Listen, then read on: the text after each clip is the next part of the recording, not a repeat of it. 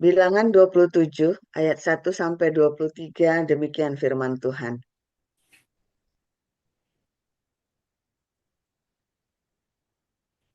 Kemudian mendekatlah anak-anak perempuan Zelafehat bin Hefer bin Gilead bin Makir bin Manasye dari kaum Manasye bin Yusuf. Nama anak-anaknya itu adalah Mahla, Noah, Hogla, Milka, dan Tirza. Dan berdiri di depan Musa dan Imam Eleazar, di depan para pemimpin dan segenap umat itu, dekat pintu kemah pertemuan, serta berkata, "Ayah kami telah mati di padang gurun, walaupun ia tidak termasuk ke dalam kumpulan yang bersepakat melawan Tuhan, ke dalam kumpulan Korah, tetapi ia telah mati karena dosanya sendiri, dan ia tidak mempunyai anak laki-laki. Mengapa nama ayah kami harus hapus dari tengah-tengah kaumnya, oleh karena ia tidak mempunyai anak laki-laki? Berilah kami tanah milik di antara saudara-saudara ayah kami." Lalu Musa menyampaikan perkara mereka itu ke hadapan Tuhan. Maka berfirmanlah Tuhan kepada Musa, "Perkataan anak-anak perempuan Zelafehat itu benar. Memang engkau harus memberikan tanah milik pusaka kepadanya di tengah-tengah saudara-saudara ayahnya.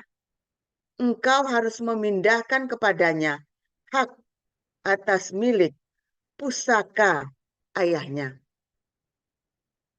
Dan kepada orang Israel, engkau harus berkata, apabila seseorang mati dengan tidak mempunyai anak laki-laki, maka haruslah kamu memindahkan hak atas milik pusakanya kepada anaknya yang perempuan. Apabila ia tidak mempunyai anak perempuan, maka haruslah kamu memberikan milik pusakanya itu kepada saudara-saudaranya yang laki-laki. Dan apabila ia tidak mempunyai saudara-saudara lelaki, maka haruslah kamu memberikan milik pusakanya itu kepada saudara-saudara lelaki ayahnya. Dan apabila ayahnya tidak mempunyai saudara-saudara lelaki, maka haruslah kamu memberikan milik pusakanya itu kepada kerabatnya yang terdekat dari antara kaumnya, supaya dimilikinya.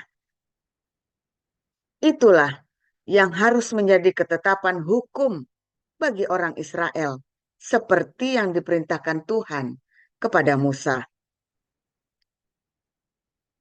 Tuhan berfirman kepada Musa, "Naiklah ke gunung Abarim ini, dan pandanglah negeri yang kuberikan kepada orang Israel. Sesudah engkau memandangnya, maka engkau pun juga akan dikumpulkan kepada kaum leluhurmu, sama seperti Harun, abangmu dahulu. Karena pada waktu pembantahan umat itu di padang gurun Sin, kamu berdua telah memberontak terhadap titahku untuk menyatakan kekudusanku di depan mata mereka dengan air itu. Itulah mata air Meriba dekat Kadesh di padang gurun Sin." Lalu berkatalah Musa kepada Tuhan, "Biarlah Tuhan Allah dari roh segala makhluk mengangkat atas umat ini seorang yang mengepalai mereka waktu keluar dan masuk, dan membawa mereka keluar dan masuk, supaya umat Tuhan jangan hendaknya seperti domba-domba yang tidak mempunyai gembala." Lalu Tuhan berfirman kepada Musa, "Ambillah Yosua bin Nun, seorang yang penuh roh, letakkanlah tanganmu atasnya. Suruhlah ia berdiri di depan Imam Eleazar dan di depan segenap umat. Lalu berikanlah kepadanya perintahmu di depan mata mereka itu. Dan berilah dia sebagian dari kewibawaanmu, supaya segenap umat Israel mendengarkan dia. Ia harus berdiri di depan Imam Eleazar, supaya Eleazar menanyakan keputusan Urim bagi dia di hadapan Tuhan. Atas titahnya mereka akan keluar, dan atas titahnya mereka akan masuk, ia beserta semua orang Israel, segenap umat itu. Maka Musa melakukan seperti yang diperintahkan Tuhan kepadanya. Ia memanggil Yosua dan menyuruh dia berdiri di depan Imam Eleazar dan di depan segenap umat itu. Lalu ia meletakkan tangannya atas Yosua dan memberikan kepadanya perintahnya seperti yang difirmankan Tuhan dengan perantaraan Musa. Demikian.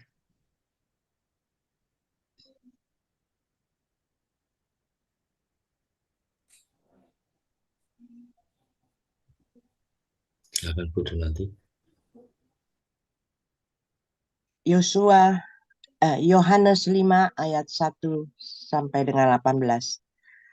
Sesudah itu ada hari raya orang Yahudi dan Yesus berangkat ke Yerusalem. Di Yerusalem dekat pintu gerbang domba ada sebuah kolam yang dalam bahasa Ibrani disebut Bethesda. Ada 5 serambinya, dan di serambi-serambi itu berbaring sejumlah besar orang sakit. Orang-orang buta, orang-orang timpang, dan orang-orang lumpuh yang menantikan goncangan air kolam itu. Sebab sewaktu-waktu turun malaikat Tuhan ke kolam itu dan menggoncangkan air itu. Barang siapa yang terdahulu masuk ke dalamnya sesudah goncangan air itu menjadi sembuh, apapun juga penyakitnya. Di situ ada seorang yang sudah 38 tahun lamanya sakit. Ketika Yesus melihat orang itu berbaring di situ, dan karena ia tahu bahwa ia telah lama dalam keadaan itu, berkatalah ia kepadanya, "Maukah engkau sembuh?"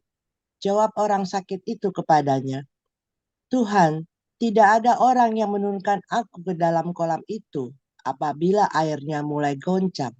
Dan sementara aku menuju ke kolam itu, orang lain sudah turun mendahului aku." Kata Yesus kepadanya, "Bangunlah, angkatlah tilammu dan berjalanlah." Dan pada saat itu juga, sembuhlah orang itu, lalu ia mengangkat tilamnya dan berjalan. Tetapi hari itu hari Sabat. Karena itu orang-orang Yahudi berkata kepada orang yang baru sembuh itu, "Hari ini hari Sabat, dan tidak boleh engkau memikul tilammu." Akan tetapi ia menjawab mereka, "Orang yang telah menyembuhkan aku, dia yang mengatakan kepadaku, 'Angkatlah tilammu dan berjalanlah.'" Mereka bertanya kepadanya, "Siapakah orang itu yang berkata kepadamu, 'Angkatlah tilammu dan berjalanlah'?" Tetapi orang yang baru sembuh itu tidak tahu siapa orang itu, sebab Yesus telah menghilang ke tengah-tengah orang banyak di tempat itu. Kemudian Yesus bertemu dengan dia dalam bait Allah, lalu berkata kepadanya, "Engkau telah sembuh, jangan berbuat dosa lagi, supaya padamu jangan terjadi yang lebih buruk." Orang itu keluar lalu menceritakan kepada orang-orang Yahudi bahwa Yesuslah yang telah menyembuhkan dia. Dan karena itu, orang-orang Yahudi berusaha menganiaya Yesus karena ia melakukan hal-hal itu pada hari Sabat. Tetapi ia berkata kepada mereka, "Bapakku bekerja sampai sekarang, maka aku pun bekerja juga." Sebab itu, orang-orang Yahudi lebih berusaha lagi untuk membunuhnya, bukan saja karena ia meniadakan hari Sabat, tetapi juga karena ia mengatakan bahwa Allah adalah Bapaknya sendiri, dan dengan demikian menyamakan dirinya dengan Allah. Amin.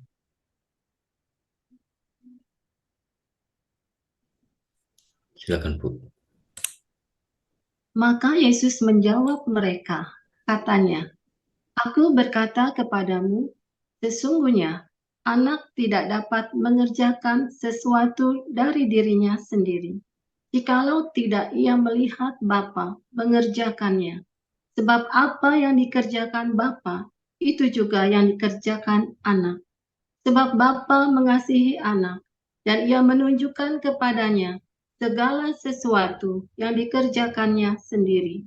Bahkan ia akan menunjukkan kepadanya pekerjaan-pekerjaan yang lebih besar lagi daripada pekerjaan-pekerjaan itu, sehingga kamu menjadi heran.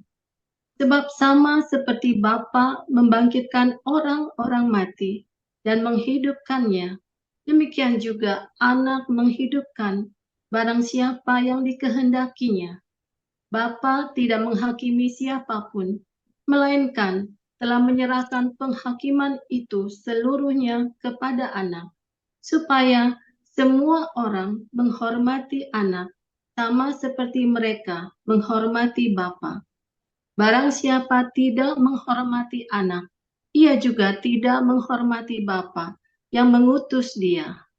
Aku berkata kepadamu, sesungguhnya barang siapa mendengar perkataanku dan percaya kepada dia yang mengutus aku, ia mempunyai hidup yang kekal dan tidak turut dihukum, sebab ia sudah pindah dari dalam maut ke dalam hidup.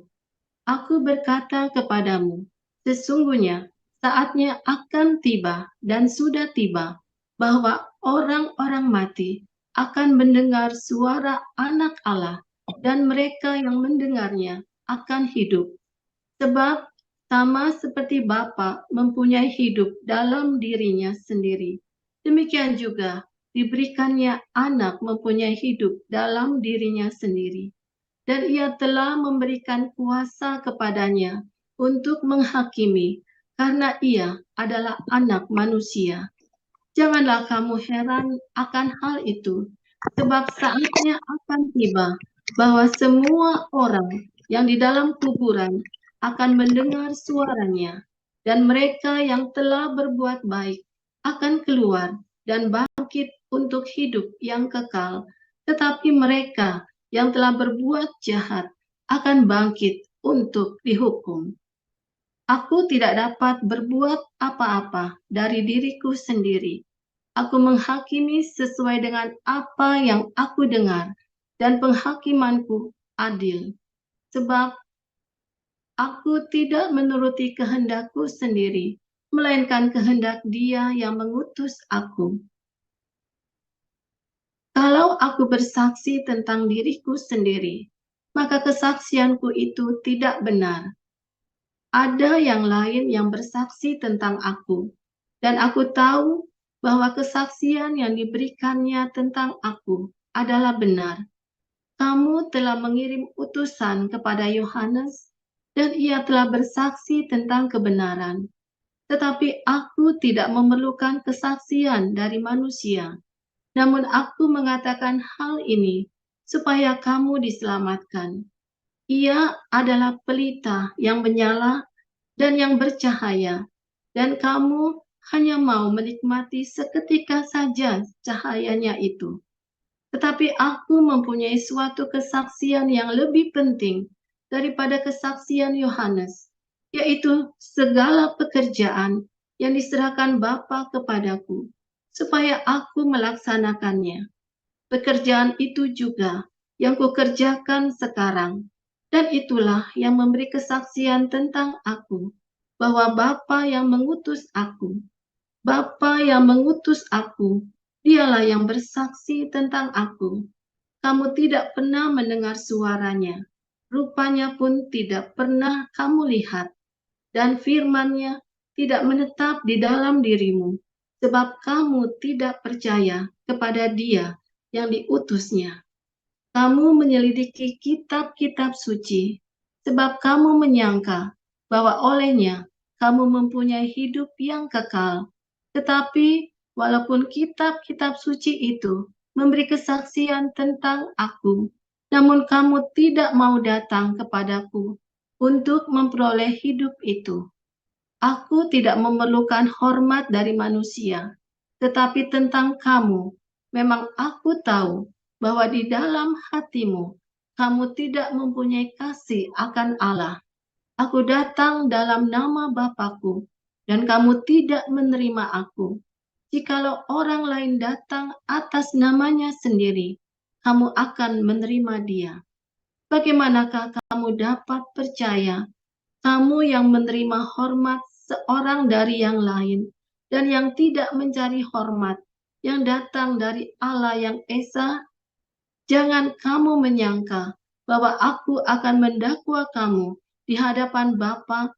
Yang mendakwa kamu adalah Musa, yaitu Musa yang kepadanya kamu menaruh pengharapanmu. Sebab jikalau kamu percaya kepada Musa, tentu kamu akan percaya juga kepadaku, sebab ia telah menulis tentang aku. Tetapi jikalau kamu tidak percaya akan apa yang ditulisnya, bagaimanakah kamu akan percaya akan apa yang kukatakan? Amin.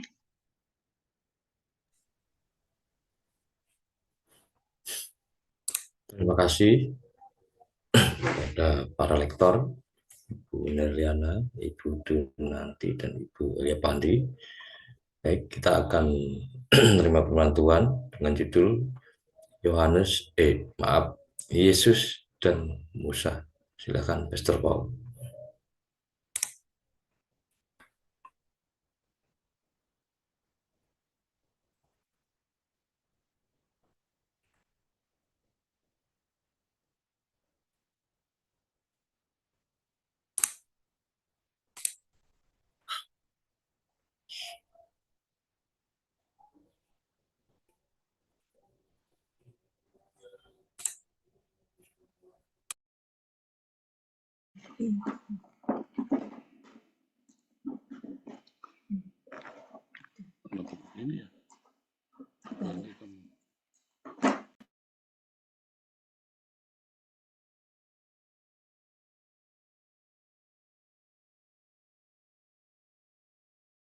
Suaranya belum di-on, Pak. Ya, terima kasih. Haleluya, luar biasa firman Tuhan. Selalu baru setiap hari ketika kita menanti-nantikan Tuhan dengan penuh cinta, dengan penuh pengharapan, hati yang tulus dan murni, saudara. Tapi ya, Tuhan Yesus kata, kalau kamu punya kasih, kamu tahu aku berasal dari Bapakku. Ya, itu kata kuncinya ya. Dari mana kita tahu bahwa Yesus Kristus itu berasal dari sorga? Ya, bahwa Yesus itu adalah benar-benar yang Mesias, benar-benar Mesias yang dijanjikan. Kalau kamu punya cinta, saudara, ya, kalau nanti Yesus Kristus datang, kamu hanya mengenalinya saat kamu punya cinta yang melimpah. Sebab kalau kamu tidak punya cinta, kamu tidak bisa mengenalinya. Kamu tidak akan bisa mengenali kalau kamu tidak punya cinta. Di zaman Yesus, ya, orang-orang yang beragama ini, dia tidak lagi meninggalkan cinta, tidak lagi melihat Torah sebagai sebuah cinta dari sorga, tapi mereka melihat Torah ini adalah sebuah beban. Torah ini adalah sebuah kewajiban mereka, ya, bukan sebuah cinta. Cinta itu bukan kewajiban ya. Siapa di sini merasa berkewajiban untuk membesarkan, merawat anaknya dan keluarganya? Nah, itu berarti kamu jangan-jangan dulu kamu menikahnya dipaksa dan bikin anaknya diperkosa itu, saudara. Siapa di sini yang merasa berkewajiban? Kalau saya sih merasa tidak berkewajiban ya. Anda kepikir begitu nggak, saudara? Coba pernah nggak pikir begitu? Siapa yang di sini merasa wajib? Loh, Anda wajib memelihara keluargamu, saudara. Tetapi siapa di sini yang merasa berkewajiban memelihara keluarganya, ya, anak-anaknya, orang tuanya yang sudah lanjut usia? Kalau Anda merasa berkewajiban dan menjadi beban dalam hidupmu ketika merawat orang tuamu, ya, merawat anak-anakmu, ya, suami atau istrimu, jangan-jangan Anda dulu lahirnya karena kecelakaan, menikah pun karena dipaksa, punya anak pun karena diperkosa. Repot sekali, saudara. Atau memperkosa, hasil memperkosa. Aduh, kasihan sekali, saudara ya. Di zaman Yesus orang melakukan Torah bukan karena cinta, tetapi karena kewajiban. Makanya mereka kalau ada orang berdosa, mereka menjaga supaya jangan berdosa. Tapi kalau ada yang berdosa, lo itu kok boleh, lo kan gitu kan. Coba misalnya ada polisi nih, kamu di stop gara-gara ada verboten itu ya, dilarang masuk, terus kamu belok masuk. Saya pernah begitu ya, di stop, polisinya sengaja karena verboten itu tidak kelihatan. Sengaja nunggu di tempat yang gelap. Begitu saya belok begitu, kena polisinya langsung melangkrak, Brit. Nah, itu ya. Wah, biasa itu di Indonesia itu. Nah, jangan, kalau di Belanda nggak ada sengaja nunggu gitu. Di Indonesia banyak, saudara. Ya mungkin Anda salah satu korbannya, masuk saya. Itu udah pasrah. Masa mau ditata kelahi polisinya, kita memang salah. Nah, tapi tiba-tiba terus orang pada masuk, lo itu kok boleh, lo rame-rame boleh. Cuman saya yang ditilang. Pak, itu kok cuman saya yang ditilang, Pak. Aduh. Zaman itu melakukan Torah itu seperti itu, saudara ya. Saudara, kenapa lampu merah itu jangan dilabrak, saudara? Memang kalau di Eropa ini bahaya sekali ya. Lampu merah, kuning, hijau, ya, itu ada artinya. Jangan kamu tabrak lampu merah, hati-hati, saudara. Karena kalau di Eropa ini, kepala kita diisi waktu setir mobil, waktu les. Kalau tulisannya 50, kamu larinya antara 45 sama 55. Kalau kamu di bawah itu kamu pasti diklaksonin sama belakangnya kamu, saudara. Harus kencang, ya. Kalau itu tulisannya 80, maka kamu harus lari 85. Kalau kamu larinya 70, diklaksonin saudara sama belakangnya. Nggak apa-apa, Anda tidak melanggar, tapi diklaksonin yang di belakangnya nggak sabar. Bukannya nggak sabaran, tapi nggak sabar karena itu seperti apa ya? Arus ya. Jangan sampai arusnya itu macet. Seperti arus itu ya, mobil itu seperti arus. Ya, kalau orang sini bilang doorstroming gitu ya, harusnya kudu jalan terus. Strom itu adalah seperti strom itu lah. Strom itu kan arus kan, doorstroming. Ya, terus ikutin arus. Harus ikut arus terus, saudara. Kalau Anda nyetirnya lari 80 terus Anda nyetir 50, ya orang akan tantintun. Walaupun orang sini jarang langsung, tapi kalau Anda lari 50, kalau cuma sebentar, ya namanya orang lagi pas pelan sebentar, orang maklum. Tapi kalau lama nunggu gitu ya, itu jalannya cuma lurus kecil, Anda larinya 50, 50, dia akan nyalain kamu, nutin di klakson, karena ditegur. Ya, nah makanya kalau itu kan banter. Jadi kalau tabrakannya mantap, saudara, tabrakannya yang mantap. Kalau ada yang langgar, tabrakannya yang mantap, jedrok. Ya, pasti tabrakannya mantap karena kenceng, 80 itu kenceng, saudara ya. Jadi kalau misalnya Anda di perempatan, Anda langgar lampu merah, ya, itu tabrakannya kenceng. Dan orang jadi kalau berhenti ya berhenti. Itu loh, itu masalahnya. Ya, jadi mereka ngikutin aturan untuk keselamatannya diri mereka sendiri, bukan iri orang lain langgar. Orang mau langgar, orang lain biarin saja sama mereka. Ya, kalau di Indonesia itu jagoan kan, wajah kalau bisa, ya, kalau tulisannya 50 km per jam, terus dia berantem, atau tulisannya 100 km per jam, Anda banter begitu, gagahan, saudara, balap-balapan. Kalau dulu kan serempet-serempetan kan, itu kalau di jalan tol kan. Nah, kalau di sini nggak ada yang hebat. Kalau Anda punya SIM, nggak ada yang hebat, saudara. Karena dendanya 400 euro, 7 juta, saudara, dendanya. Kalau kamu lari banter banget itu ya, lari harusnya 100, kamu lari 120, dendanya itu 4 juta, 400 euro, 7 juta, saudara. Kamu berapa kali ngelanggar, SIM kamu dicabut, SIM-nya harganya 50 juta, mumet ya, saudara ya. Dan itu demi keselamatanmu sendiri. Jadi nggak ada jagoan sok-sokan jagoan gitu ya, melanggar begitu. Nggak ada, saudara ya. Ya dia boleh jagoan lah, hebat-hebatan. Ada CCTV-nya banyak sekali. Kalau sudah tagihan tilang sudah sampai ke rumah, Anda Maaf saudara ya, Tuhan pun nggak bisa tolong. Serius saudara ya, kalau itu surat warna pink gitu ya, pink, apa namanya, violet itu ya. Kenapa namanya violet ya? Mungkin karena maksudnya violence sekali ya. Mungkin ya. Saya juga heran padanya. Saya pernah ketilang tangan dapat surat cinta ya. Bagus saudara, bunga-bunga gitu ya. Surat cinta ya. Surat cinta dari itu ya, dari lalu lintas itu langgar. Bener saudara ya, kalau kita ngelanggar. Jadi nggak ada yang sok jagoan mau ngelanggar. Nah sama, di zaman itu Torah itu, ya orang itu takut melanggar Torah karena takut dihukum mati saudara, sama rakyat, bisa diseret langsung dihukum mati. Kayak perempuan yang berzina itu, ya terus janji, oh itu orang berzina, nggak tahu buktinya, nggak ada, pokoknya ditarik, oh, itu berzina, maling, ditarik. Makanya orang-orang seperti ini, ya ketika ada orang yang melanggar, mereka marah karena mereka kan pengen berdosa tetapi takut. Mereka pengen berdosa tapi takut. Lalu ada orang yang berdosa, wow, ngamuk mereka, saudara. Ya, emosi mereka. Apakah orang yang di pasar pagi itu ya, maling, wah langsung digebukin, padahal belum tentu dia maling, ternyata maling orang lain, saudara. Sampai mati digebukin. Dia kan? Zaman itu, kalau Anda lihat di Matius 5, kalau berkata, more, anak durhaka, wah digebukin sampai mati, saudara. Nggak perlu pakai sidang.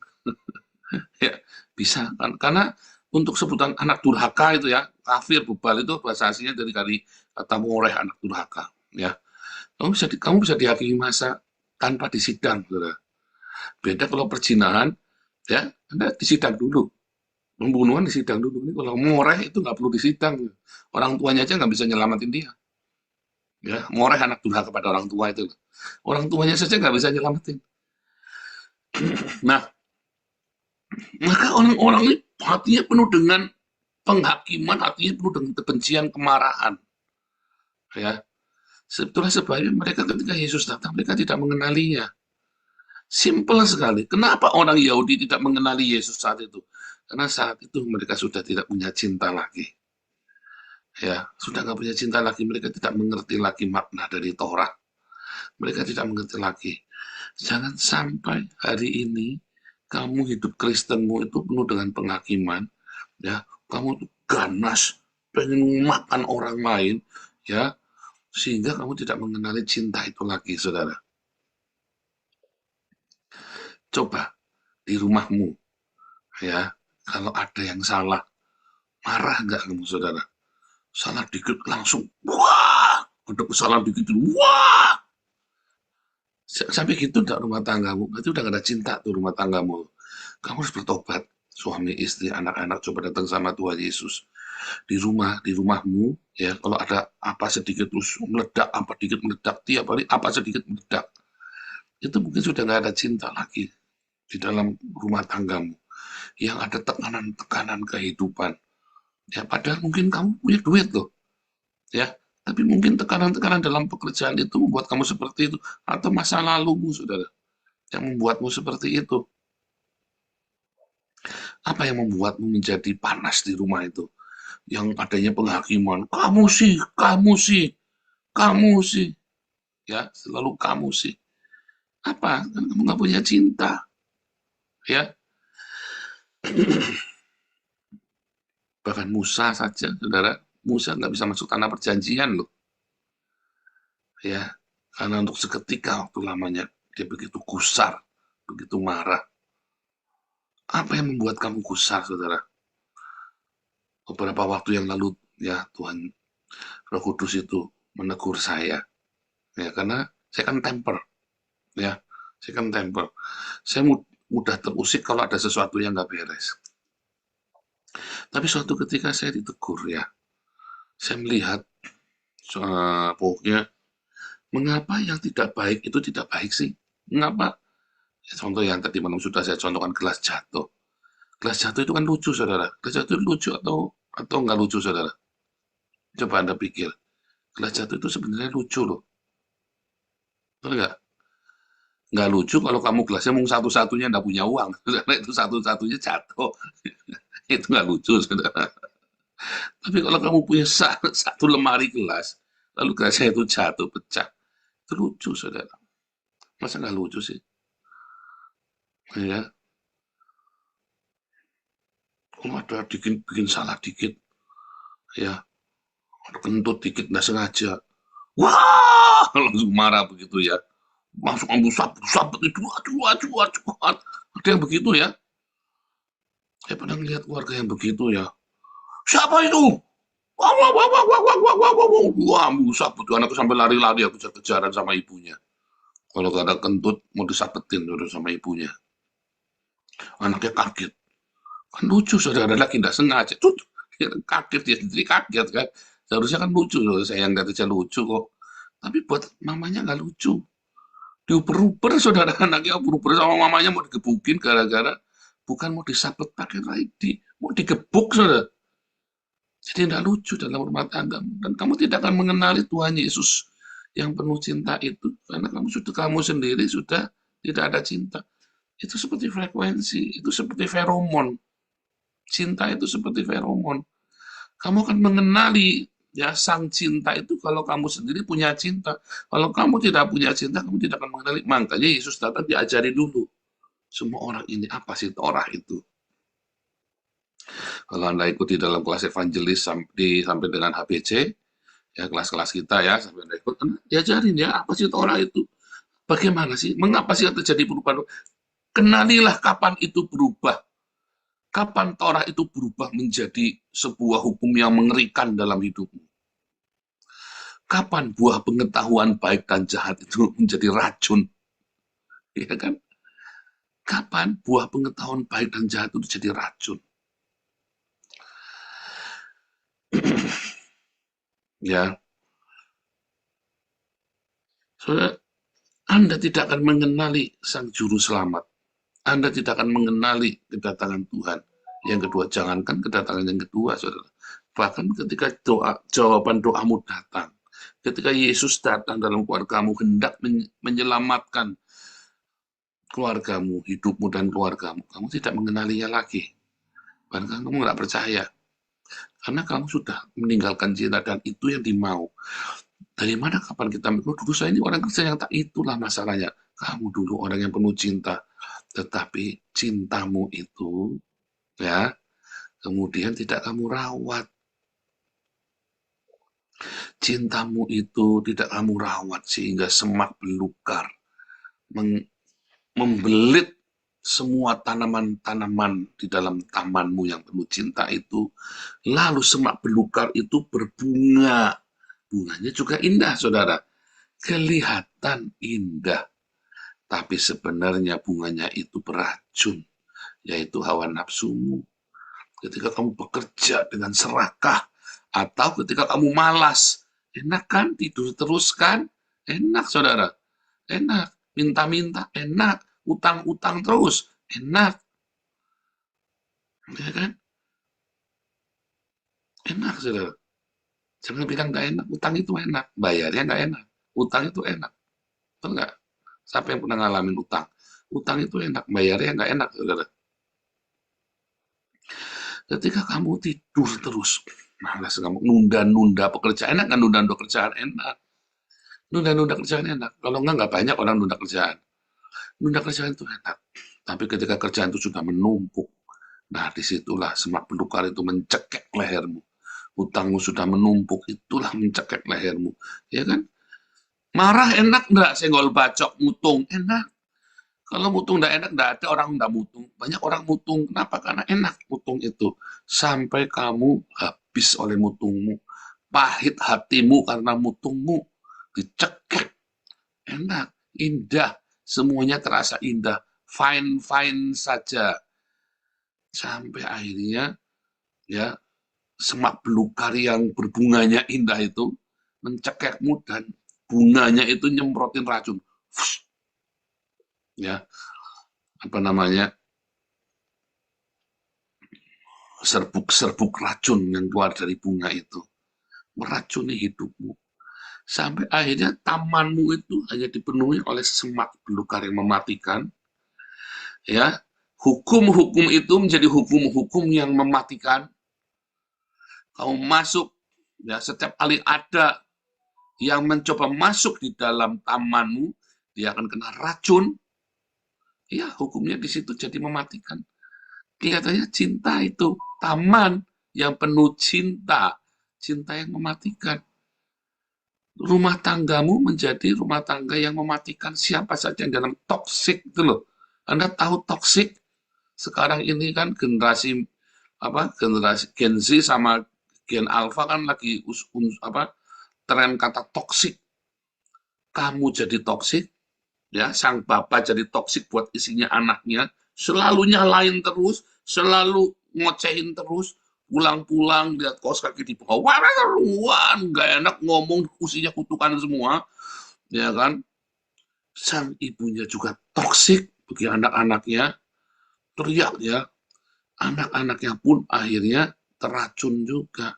Lalu dia pergi keluar, main sama temennya, dia jadi toksik bagi teman-temannya.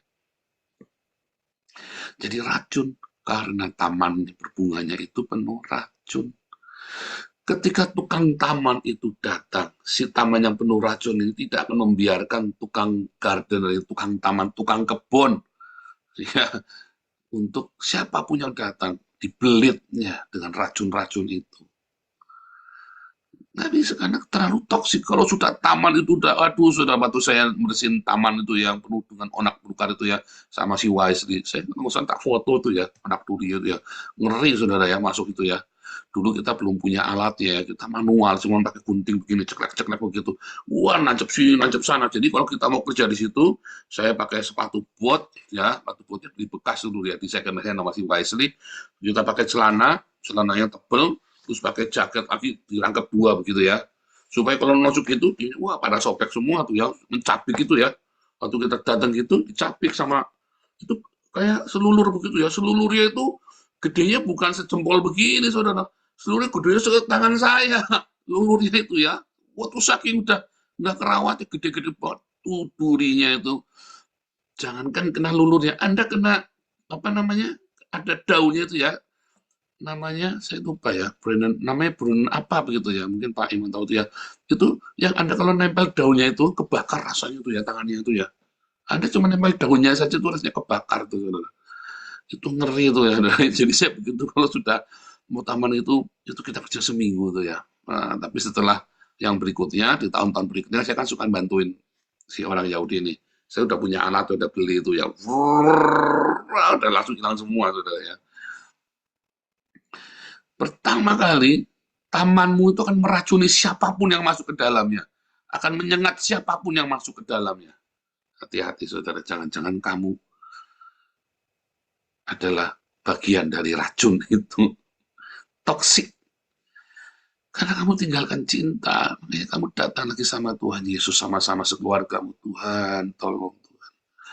Tuhan ampuni kami Tuhan. Pulihkan kami, kembalikan cintamu dalam hati kami.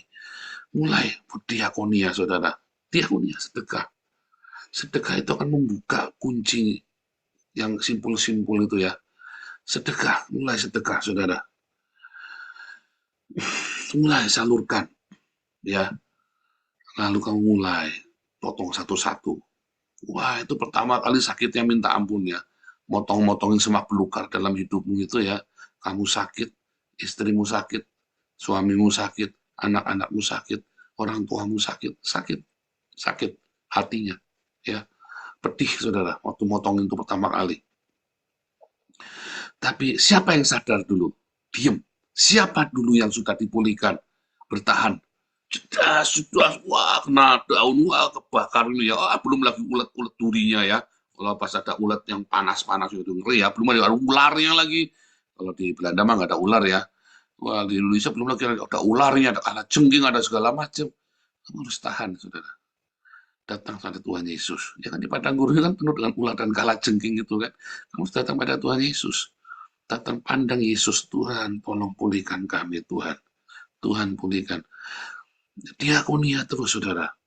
Terus belajar mengampuni ketika kamu diracun, perkataan toksik dari suamimu, dari istrimu, dari anakmu, dari orang tuamu, mertuamu, katanya yang toksik-toksik itu, kamu lepaskan pengampunan terus. Mungkin dari rekan di gereja, rekan dalam komunitas, toksik itu ya, Dan kamu pun toksik, sedikit aja omongan baik pun jadi toksik, karena kamu penuh dengan toksik, penuh dengan racun, apapun jadi racun. Bilang, Tuhan tolong aku, Tuhan, Tuhan tolong aku, Tuhan. Nggak tahan ya saudara, oh nggak tahan, sudah hampir nyerah. Saya pun hampir nyerah. Tetapi indah sekali setelah kita melewatinya. Gelas jatuh pun kita ketawa, saudara. Ya, ada kesalahan kita ketawa. Kenapa? Karena kita punya room of error-nya besar.